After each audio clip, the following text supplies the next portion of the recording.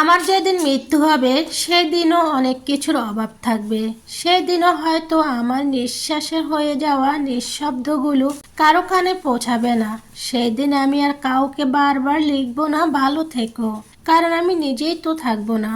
তবুও আমার চোখ দুটো শেষবারের মতো কাউকে খুঁজতে থাকবে। হয়তো যাকে চেয়েছি সে তখনও ব্যস্ত থাকবে নিজের জগতে। আমার লাশটা যখন কাফনে মোড়ানো হবে তখন হয়তো অনেক অভাব থাকবে।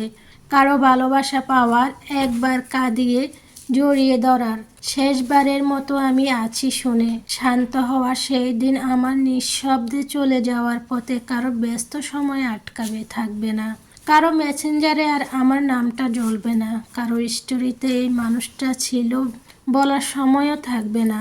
তবু আমি চলে যাব, ভুল বোঝার, অপূর্ণতার, অভিমান, অবহেলার সেরে পৃথিবী ছেড়ে। আমার না রাতে ঘুম আসে না। রাত হলে আপনার অভাবটা ঘিরে ধরে। চোখ বন্ধ করলে পুরনো স্মৃতিগুলো বেশি ওঠে আপনার মায়াবী চেহারা। মনে পড়ে যায় আগের দিনগুলোর কথা, যখন আপনার সাথে কথা বলতে বলতে হাসতে হাসতে ঘুমিয়ে যেতাম। আর এখন সারা রাত কেটে যায়, তবুও ঘুম আসে না। রাত কেটে নীরবতায়, চোখে জল পড়তে পড়তে। পেটের ক্ষুধা নিয়ে ঘুমানো যায়, কিন্তু মন খারাপ নিয়ে কখনো ঘুমানো যায় না। এই কথাটার ভিতরে লুকিয়ে আছে জীবনের সবচেয়ে নীরব আর গভীর কষ্টটা। পেটের ক্ষুধা হলে শরীর ক্লান্ত হয়ে একসময় ঘুমিয়ে পড়ে, কিন্তু মন খারাপ থাকলে চোখ বন্ধ করলেও স্মৃতিগুলো জেগে ওঠে। বুকের ভিতরে ভারী একটা চাপা জমে থাকে।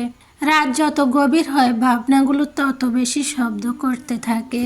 কে কষ্ট দিল, কেন দিল, কোথায় ভুলটা হলো, এই প্রশ্নগুলো কোনো উত্তর থাকে না। চারপাশে সবাই ঘুমিয়ে পড়লেও একটা জেগে থাকে।